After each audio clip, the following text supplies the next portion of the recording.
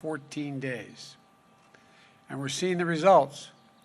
Cases are down in 49 of 50 states. New York Times has reported that hospitalizations are the lowest they've been since April of 2020, over a year ago, right after the start of the pandemic. Deaths are down 80%, and also at their lowest level since April of 2020. And as the virus tragically rages in other countries, as other nations, even wealthy nations, are mired in the challenges of slow vaccine rollout and poor economic conditions, as a result, things are very different here. In less than 4 months, we've gone from 5.5% to nearly 60% of the adults in America with at least one shot in their arm. We've gone from stagnation to an economy that is growing faster than it has in nearly 40 years. We've gone from an anemic job creation to a record for job creation for a new administration. All of this is a product of prompt action to roll out the vaccine and boost our economy. As I said in my joint address to the Congress, this vaccination effort has been a historic logistical achievement for the United States of America.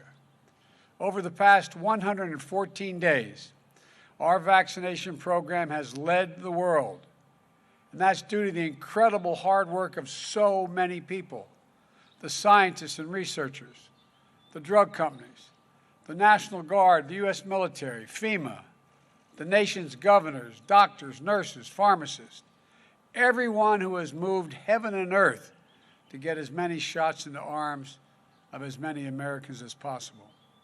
And it's truly been an all-hands-on-deck for the country effort. You know, some people said we couldn't do this, that it would not be until the fall that we had this many people vaccinated. That 2021 might be a lost year for our country, as 2020 was. But we proved the doubters wrong. I need to single out one more group to praise: the American people. The American people. For more than a year, you've endured so much, and so many lost jobs, so many businesses lost, so many lives upended, and so many months that our kids couldn't be in school. You couldn't see your friends or family. All the moments that mattered so much, from birthdays to weddings to graduations, all postponed. And most tragically at all, the lost lives. As the press here knows, I carry a card in my pocket with the number of lives lost to COVID as of the close of business yesterday. 580,073 lost lives. So many empty chairs. So many times a husband or a wife lean over to touch their spouse and not there. Moms and dads, sons and daughters, sisters, brothers, aunts, uncles, grandparents, your neighbors, your coworkers. Having been there in other circumstances, I know it's of little solace right now, but I promise you, the day will come when the memory of the loved one you lost will bring a smile to your lips before it brings a tear to your eye. That's when you know you're going to get through it. You will get through it, but it's a long haul. You've endured all this. When your country asked you to get vaccinated, you did. The American people stepped up. You did what I consider to be your patriotic duty. That's how we've gotten to this day. As president, I can say I'm pleased, but I'm sure the vice president agrees with me. We're not surprised. Pleased but not surprised. Because the simple truth is this: the American people have never, ever, ever, ever let their country down. Never. This country is proving what we've known We all know for so long. There's nothing we are unable to do when we put our minds, our hearts, and our souls into it, and we do it together. Now, I want to be clear about what the CDC is saying and what the CDC is not saying. The CDC is saying they have concluded that fully vaccinated people are at a very, very low risk of getting COVID-19.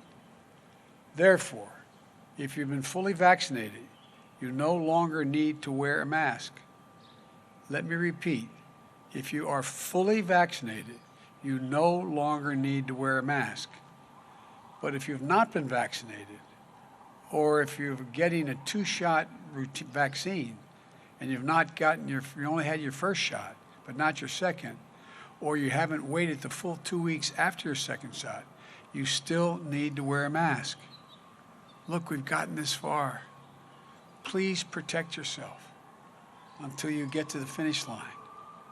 Because as great as this announcement is today, we don't want to let up. We all know how tough this virus has been. The safest thing for the country is for everyone to get vaccinated. And getting vaccinated is easier than ever. We've worked so hard. We have 80,000 locations. 90% of you live within 5 miles of one of those locations. You can find a vaccine site near you by texting your zip code to the following number, 438829. Let me repeat. Text your zip code to 438829, and it'll get the places nearest you. You can go and get vaccinated now. And many places don't require an appointment. It's free. Just walk in, get the shot. Anyone 12 years or above in age is eligible. And for now, after a year of hard work and so much sacrifice, the rule is very simple. Get vaccinated or wear a mask until you do. It's vaxed or masked. Get vaccinated. If you're vaccinated, you can be around the vaccinated or unvaccinated people. But if you're not vaccinated or not fully vaccinated, you should wear a mask for your own protection and the protection of other unvaccinated people. The choice is yours. You all made this possible.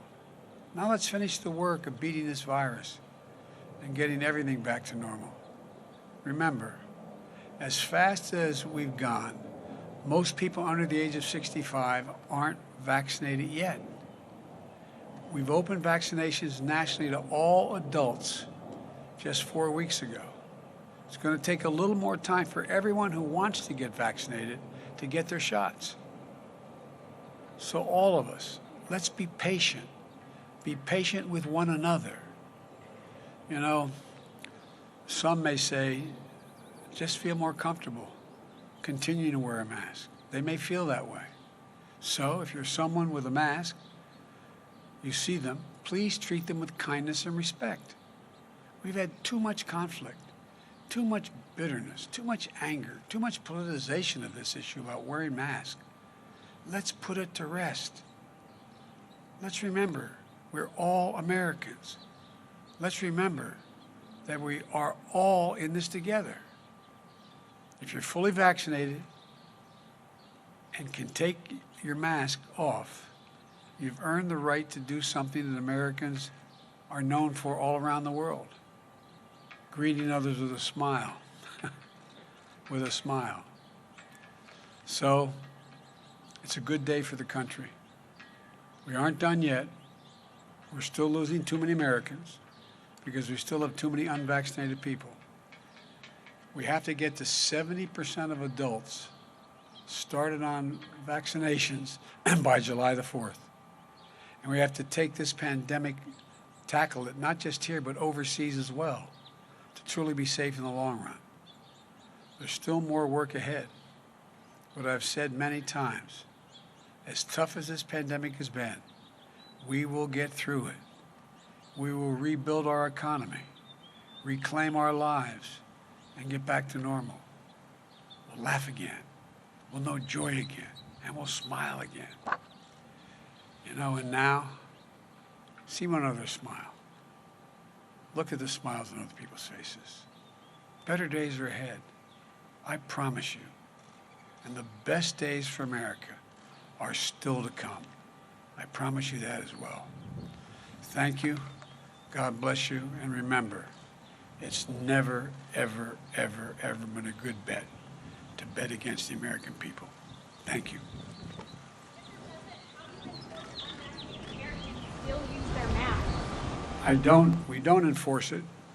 We, in fact, if you haven't been vaccinated, wear your mask for your own protection and the protection of the people who are also have not been vaccinated yet. It's not an enforcement thing. We're not going to go out and arrest people.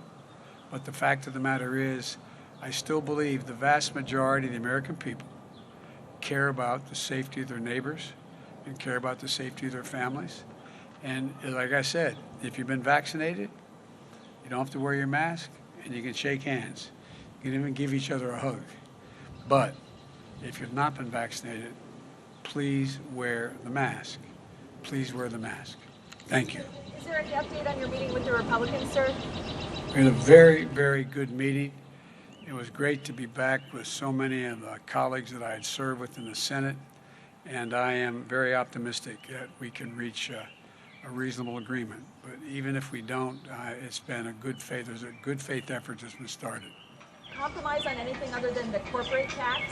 We didn't compromise on anything. What we did was I laid out what I thought we should be doing, how it should be paid for, and my colleagues in the Senate came back and said they'll come back to me with a counteroffer of what they are prepared to do and fund and how to fund it, and then we'll talk again next week. So thank you all so very much.